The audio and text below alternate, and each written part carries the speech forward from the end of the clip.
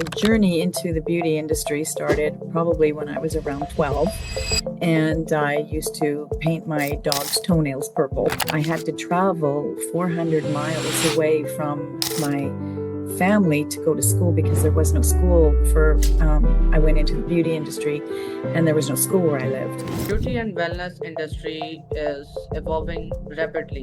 What future jobs or opportunities do you foresee emerging in this space that most people aren't noticing yet?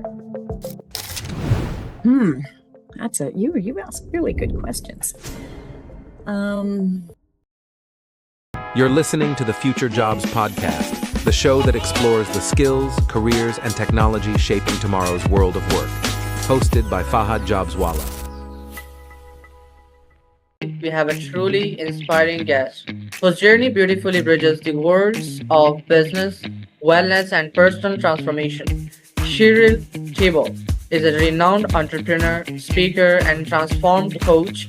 From building a highly successful career in the beauty industry to creating her signature program, Aligned Essence, Cheryl has dedicated her life to helping others heal from burnout, reconnect with their authentic selves, and align their personal and professional lives with purpose. In this conversation, we'll explore Cheryl's incredible journey, her insights on leadership, wellness, and mindful growth, how she envisions the future of work, where authenticity, balance, and human connection matter just as much as success. Hey, Cheryl, how are you? And welcome to the podcast.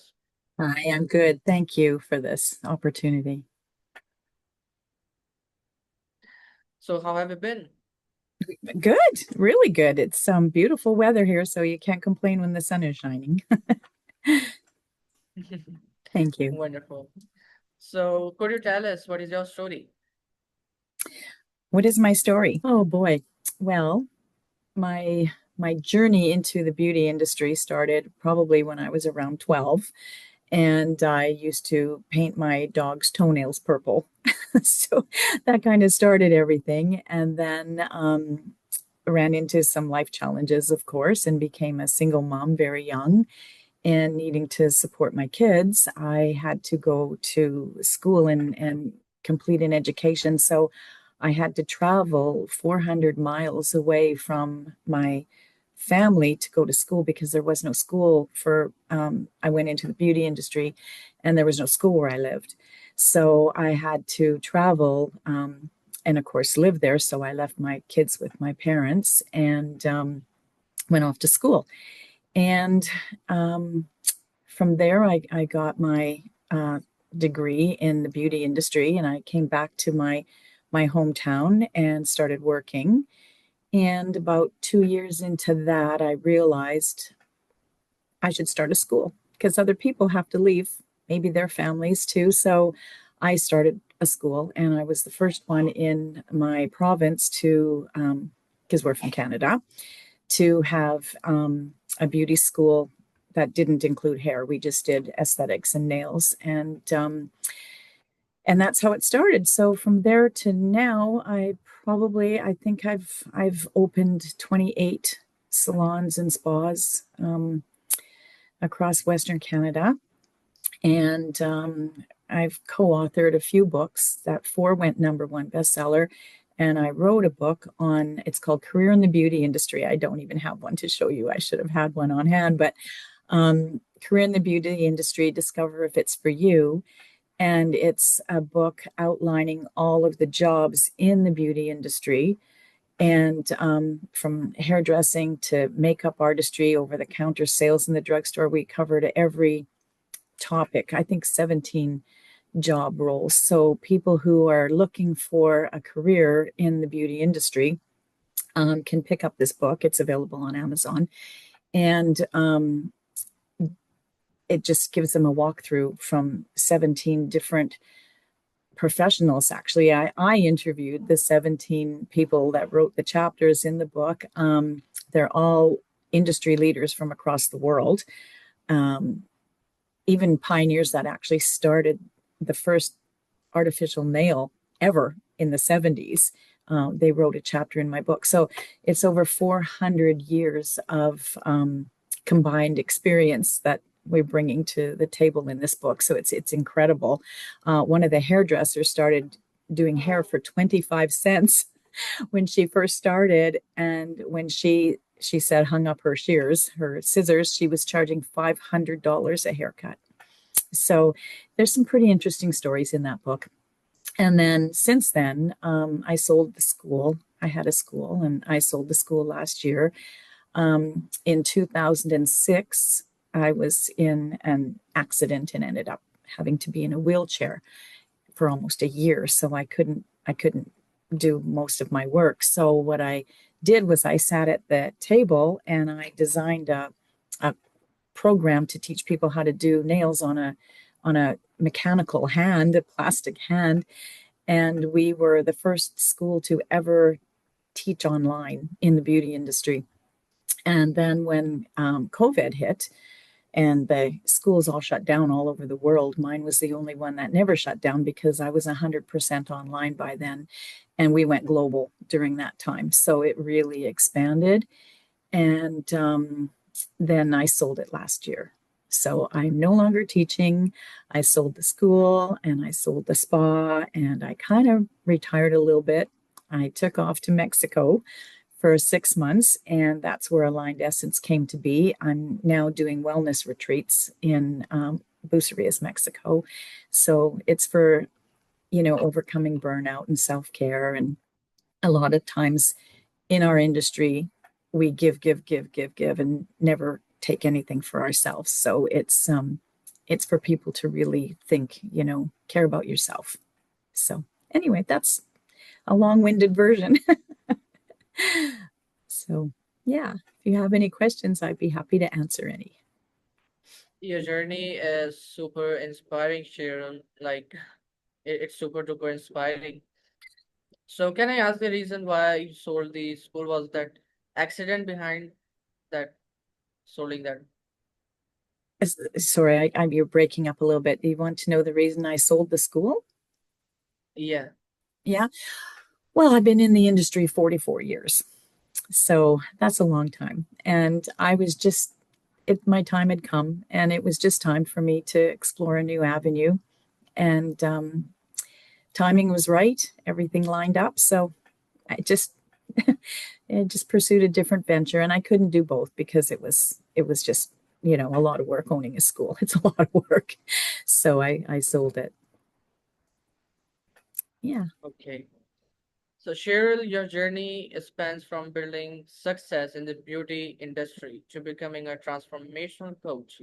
How do you see these worlds merging in the future of work? Well, a lot of people are actually needing coaches now. Before, we used to go to seminars and we used to do all that, and we would all, just pay to sit and listen to Tony Robbins, or if you could get in to see him or someone like that. A lot of people now are wanting more one-on-one, and they're wanting a lot more individual help instead of just sitting down and having, one speaker talk to thousands of people. They're wanting, what do I need to do? How can I change? How can I take this and make it that? And so it's just, throughout my career, I've been coaching for 40 years these people, because when you get a student enrolled, you are their coach. Even though they're your teacher, you're still their coach, because you have to guide them, through their school journey. And then a lot of them get started and they come back and ask for help, right? So you're indirectly, you're coaching them forever. So now it's just more one-on-one. And because I don't have them as students anymore, we have them as business coaches, because I've started so many businesses. We coach in business, and we coach in mostly business. I don't do a lot of life coaching at all for, their personal growth through business, but that's not my forte, is the life coaching. It's mostly business and career. Okay, nice. So Cheryl, did you started anything else before starting the before getting into the beauty industry? No, I was 19 years old. So I started just right into that. I just, other than, odd jobs here and there to try to make some money to pay my way through school. I was doing direct sales as I could, to do home party sales and stuff like that way back when that was popular. And that is how I earned enough money to go to school. But after that, my career's been 40 some years in the beauty industry. So, yeah. So mostly the things we like to become, the professions we like to convey when we get older, that, like, I'm talking about the dreams we have as a um young kid. So what kind of interests did you have when you were a younger? Oh boy. Well, the story actually starts, I was babysitting, and my friend was babysitting with me, and I think we were 12, maybe 11 years old, and we were talking about what we're going to do when we grow up. And I said, well, you know what? I think I'm going to be in the beauty industry, but I'm not going to be a hairdresser. I don't want to do hair. And I said, I think I want to do makeup and nails. And there it was. That's how it started, and it just carried on. And it's just always been a passion for me to do that. And that's pretty much how. And once I was in just stayed in. So I mean, I got a lot of extra training along the 40 years. I didn't just stop with my one diploma. I took, I probably have 50 or 60 certificates in different things, maybe even more. I don't even know. But once a learner, always a learner. I'm still learning. I'm still going to school and learning. And even last year I took some courses in AI just to see how that could help me with what I'm doing. So there's always things to learn. And then getting into the coaching and the self-development, and I really took a passion for energy work and bioenergetics with the body, and energy medicine and healing and that kind of thing. So I'm leaning towards that as well, and that's part of my retreat. Is we are doing a lot of healing and a lot of energy work at these. So I'm kind of leading into that right now. So never stop learning is my key. That's a wonderful key. So how do you see the beauty industry nowadays? Because it industries, the careers are changing. The things we could see before, the previous years. Now they're completely changed because of AI and because of some other reasons as well. So how do you see the beauty industry now? Yeah, a lot of it's changing, that's for sure.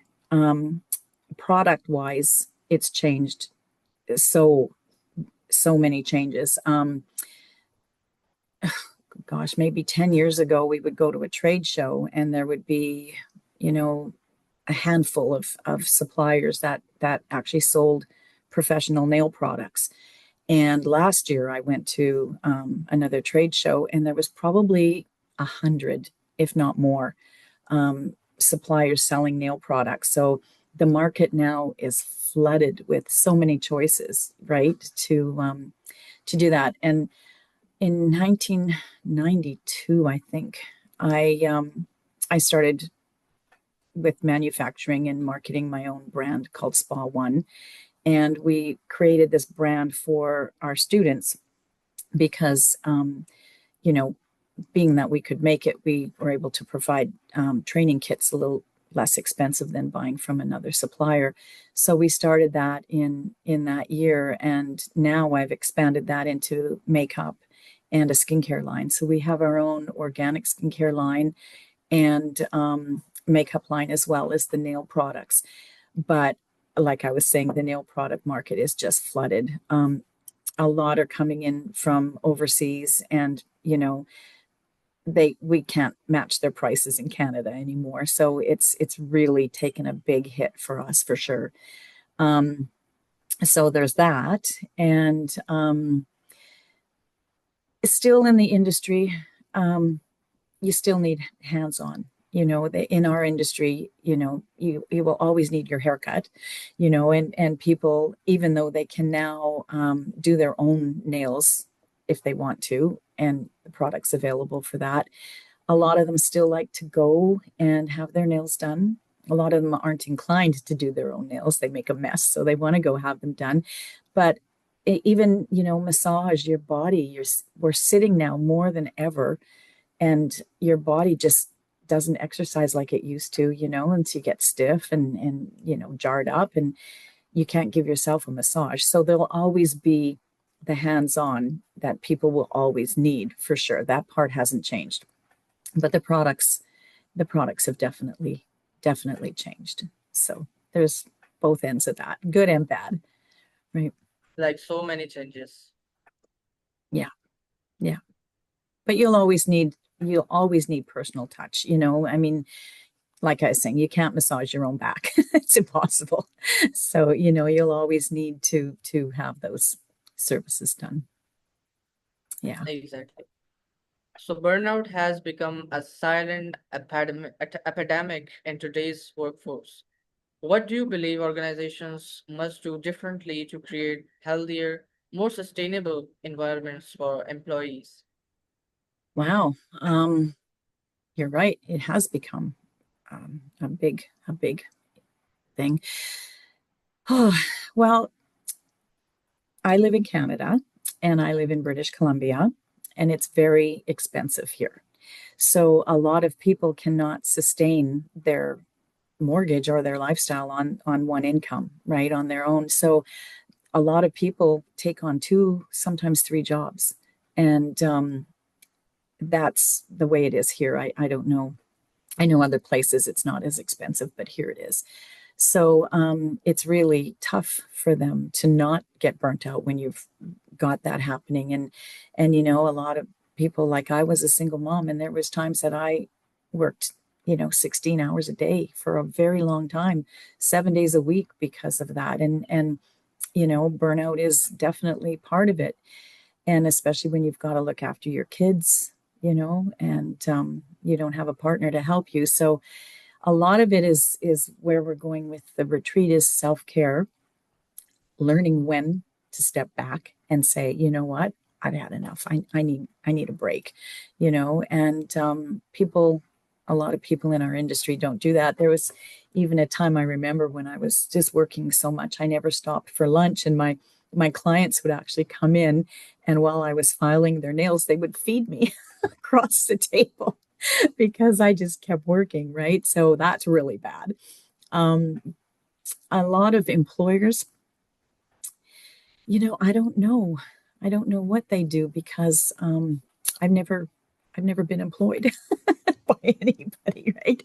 So for that, I think it's more a self-directed thing where you just really need to take a step back and say, I've had enough. I need a rest, and go and get a massage and go and do something for yourself and just pause, take some time in silence, do some meditation, some breathing, and just pause. Um, Maybe the big corporate companies offer stuff. I've heard that a lot of them have, a gym in their facility where you can go and work out and that kind of thing, which is important, of course. But I don't know how else to answer that for you. Sorry. Um, your answer is, you know, to the point, and it is really important to take care of yourself as well. We mostly forget ourselves, because of the workload. The work has to be on its place, but we have a body which is a natural body and which requires a treatment, which requires a love, a care.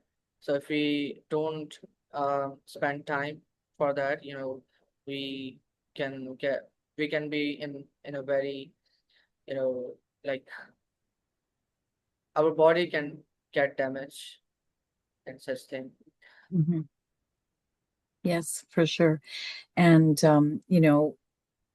I've started to do yoga at my old age and stretching and loosening up, and a lot of breath work goes along with that, where breath work is just so important, and deep breathing and just learning how to your breath is your life, and so that's what I'm learning now with what I'm moving into, and actually relaxes you. It helps you sleep better, which is really important too. And just a lot of looking self-care. Yeah. Exactly. So, this, especially this era is very like a sensitive era where we are too much in the computers and in mobile phones. We don't take care of ourselves. Sometimes it's workload, sometimes it's these accessories. You know, AI has, made the things more, even more, dangerous for us.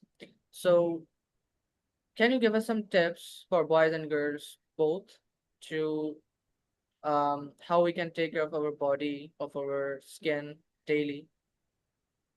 Well, it all goes back to, the self-care, a hygiene for sure. I mean, daily showers and everything, and make sure you're using products along the organic line as much as you can, because a lot of chemicals absorb into our bodies through our skin, right? And over time, they become toxic, so it's really important that you have a great soap line that doesn't have a lot of chemicals in it. And of course skincare for there's a lot of men that are actually now doing facials and looking after their skin, where before they just used to jump in the shower and soap up and stuff. But now we actually have a men's skincare line. It's men's skin is different than women's because we don't shave our face, and their skin is rougher, so they need a different product. So a lot of them are actually now going into some skincare, and like I was saying, as organic as possible if you want to do that. And even your hair and your shampoos and everything, you should just go along that line. But daily care for sure. You need to look after your body. Hmm. Exactly. It's for boys and girls both. Hmm. Yep. Yep. Um, you speak often about alignment. How do you see alignment between personal purpose and professional goals shaping the jobs of tomorrow? Okay. I heard alignment and then you broke up a little. Can you re-ask me that? Oh, sorry for that. It's okay. So the complete question was you speak often about alignment. How do you see alignment between personal purpose and professional roles shaping the jobs of tomorrow? Hmm. That's you ask really good questions. Um, well, I've come to the belief that you really should follow your passion. If you are not aligned with what you want or your purpose, you're not going to be happy. And when you're not happy, all kinds of things happen. Like you can create disease in your body just from your thoughts and your attitude. And when you wake up unhappy, you go to bed unhappy, you get up dreading, I don't want to go to work today. I can't stand that person I work with. Oh, I hate my job. I have to drive through this traffic and everything. And all of that builds toxins in your body. So there's not really any kind of alignment there. That's totally misaligned. And when you're not following what makes you happy every day, I think that's the cause that most people have disease set into their bodies, right? So um, to me, the alignment is following your purpose and finding joy in everything you do. And if you don't like that job, get another one. You shouldn't wake up unhappy every day. You should wake up happy every morning and make your day filled with that. So I think that's where alignment needs to be, is on that. Exactly. Being happy is really, really important. 100%. Yeah. Yeah. What I was taught from one of my coaches and one of my teachers was, she said, you can eat your broccoli and hate it, and you're going to build negative. It actually changes your blood to an alkaline, which is toxic, right? Or an acid. I mean, you're better off to eat the cake and love it than to eat the broccoli and hate it, because it's not the cake or the broccoli that's defining your energy and your being. It's the actual what it does in your thought process and how you process the thought of it. So sometimes it's healthier to eat the cake, which sounds funny, but makes sense when you look at it from an energetic side, and how it affects you. Exactly. We can also put it on that way. Um, Eating poison with love can can can be harmful, but eating medicines with you know with hate or such can be in your favor. Well, our minds are very powerful, right? And what we think about, we get. And when you think about being not happy, it changes your whole life, right? So yeah. Exactly. So the beauty and wellness industry is evolving rapidly. What future jobs or opportunities do you foresee emerging in this space that most people aren't noticing yet? In my industry, a lot is going more now into the medical side of the beauty, where a lot of people are getting injections. They're getting Botox and they're getting fillers, and mostly medical. A lot of laser is coming out now. They've had laser hair removal for a while, but now they've got laser for your skin. They've got laser for your veins. I mean, it's really going that way. We still have the simple things like a simple manicure. People will always like to have their nails done, but in our industry, it's rapidly growing with medical aesthetics for sure. Yeah. Exactly. Um, can you hear me? Yeah. Yeah. Okay. So you emphasize authenticity. How can people show up authentically in careers where they feel pressure to fit into rigid systems or expectations? Oh, I guess that's a lot of mind prep. You really have to know what you're getting into for sure. Yeah, I don't know how to answer that. I'm a big advocate for really following your passion and just falling into place with what you love instead of having to force yourself into something. So I don't think I could ever do a job that I didn't like and have to change who I am and what I am as a person to fit into a role. Like I said, I did study some AI, and I actually thought, oh, maybe I'll be, going into that. And I just, when I got into it, I thought, no, I am not a technical person at all. And although I learned what I learned, and I now know a little bit more about the future in that area and what's happening, and I did it mostly for videos and how to make stuff that pertain to my industry. And then I thought, there is no way that I could ever force myself to love technology enough to get a job in that. And that alone creates anxiety and it creates stress. So you can't you can, I guess you can force yourself into it, but my question is why? Why would you, and change who you are for that? I don't know if I've answered what you asked me properly because I wasn't quite sure where to go with that, but if I didn't ask it again differently, maybe I have a different opinion. But We all have different kind of opinions for things. So your answer really resonates with that. So there's a fun question, like if AI gets involved in a salon or in a spa. So how a salon or spa would look like? with AI, again, Yes. um, in my industry, of course, like I was saying, it's all personal touch. So even, if AI became a robot, I can't see it giving you a massage. But I mean, who knows? It might one day. I don't know. But aside from that, AI in a salon is used a lot now with our booking procedures, right? Where we can have everything's done online. So a lot of it is streamlined. It answers the phone, it'll sort out your appointments and that kind of thing. So a lot of it, again, is more technology than anything else. So it streamlines that a lot, much faster for sure. But I can't see it going past that. Isn't it dangerous, allowing robots and salon, like they can maybe harm people while massaging or doing stuff which I would think so. humans do? Yeah, I would think like it's so. Yeah. horrible to think.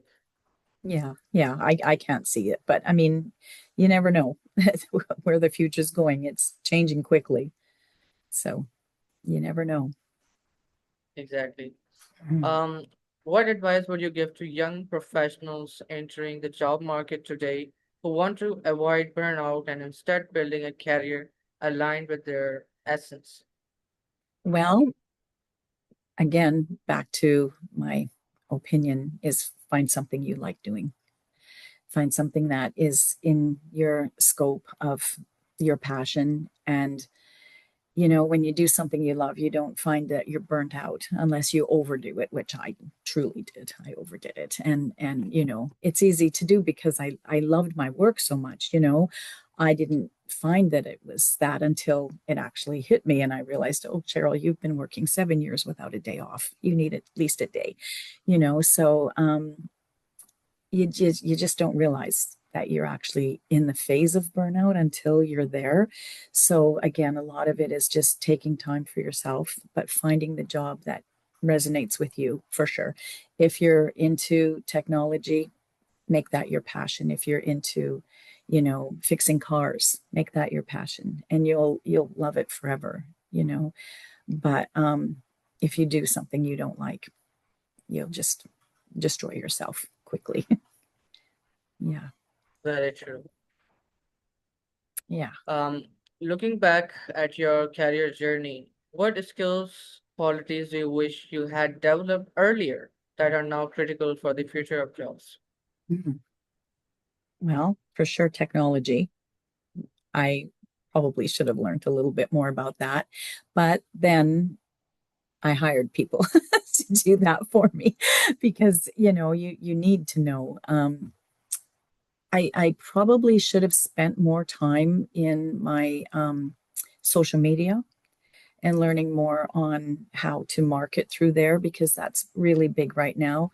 The industry is totally changing into social selling, promoting online and even, makeup and skincare is being sold online by affiliates and I'm actually putting my brand, locally. We're putting it out there to be sold through affiliate marketing as well. So I am learning that now at this age, but I probably should have expanded in that when it first started. And then I wouldn't have to be cramming it in at this stage. But yeah, I think more marketing and social media for me for sure. Great. It seems like my little granddaughter knows more about how to use the iPhone than I do. you know? So whenever Yeah, I have a exactly. question, I just have to ask her. So yeah. Yeah, the young people, it seems like they've, like, by birth, they know about all this stuff. They adopt these things very quickly. Yeah. Yeah. It's true. Finally, if we fast forward 25 years, what do you believe work will truly look like and feel like? And what role will human essence play in shaping that future? 25 years from now. Oh, I don't even know if I'm going to be alive in 25 years from now. Um, Boy, oh boy. Well, I pretty much feel that a lot of technology is going to be taking over for sure. Um, in every industry, for sure. Like we can see that coming now, with the expanding and when I started, we didn't even have, we didn't even have cell phones, right? We didn't even have internet back then. Everything was done in paper and print and phone book and newspaper and everything. So I mean, even the advancements over the last 20 years since we've gotten, I into the internet and I mean, my first computer, oh my God, it's hilarious. And now, we have more in our phone than a computer can hold, right? It's just crazy how it's grown from when I started. So in 25 years from now, I can't even imagine. I'm sure even looking at you on this computer screen, we'll probably have so much more. Maybe we'll have a computer in our eyes, or we just look the other way and we turn the page. I mean, who knows where it's going to go, right? It could be that big, but yeah, I'd hate to think of being massaged from a robot, but it could happen. It could happen. Actually, there's machines right now that you can put your hand into and they paint your fingernails for you. So, I mean, it's starting. So, I don't know, 25 years. That's a big thought. I never thought that far ahead, to tell you the truth. So, I don't know. Yeah, I'd have to think about that. Where do you see it? I'll pop that one back at you. What do you think? Um, what I think is like it's just horrible. The changings we see in this year, within this year, we didn't have ChatGPT or these main AI tools before, and the results are in the front of all of us. ChatGPT is making terrible results. Um, then we have the another AI tool in the competition with ChatGPT, which China has launched. I just forgot the name. Um, it is also very great.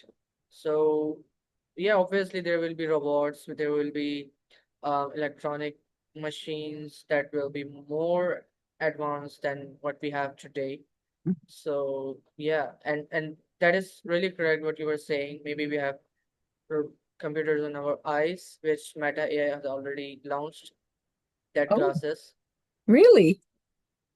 Yeah, Hmm, I didn't know that. That's crazy.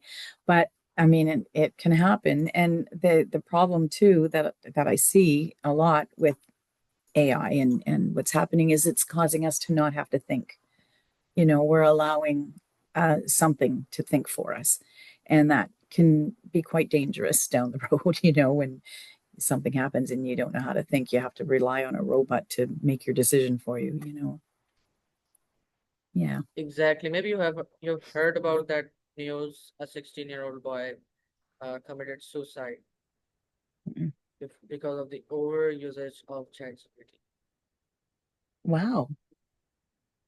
Yeah, Um, it's very recent, maybe 1 week ago. I didn't hear that. Wow. Yeah. Well, you never know, right? But what Exactly. goes on? Hmm. So thank you so much, Cheryl Thibault, for giving me your precious and valuable time for this amazing conversation. And the conversation was super natural, and it still feels like it. The topics were really to the point. The things we are seeing now, and it's really important to think about what can happen in the upcoming future, or how we can contribute with this, to make this world a better place. So thank you so much, Cheryl. And it was all about that. Thanks, guys, for joining us for today's conversation. And inshallah, meet you soon with another amazing podcast with another amazing guest. Till then, stay peace and take care of yourself. Goodbye.